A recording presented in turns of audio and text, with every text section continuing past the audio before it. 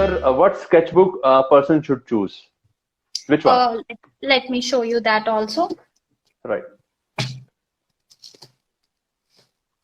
So as a beginner, we can go with this. This is our own Indian brand, Bristow.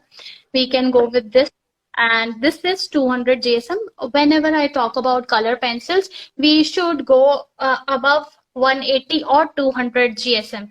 So the thickness is really important. I did this with watercolor pencils, this rose, and the quality is really nice. The surface and the natural grains are really nice. I would like to show you somehow white. It will not give you that feel, but this is really nice for beginners, even for the charcoal or color pencils. Any of the you guys can pick these.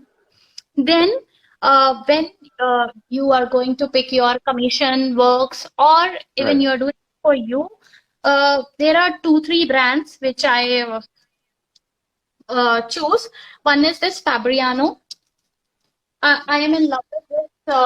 It's mixed media paper. This is really, really nice.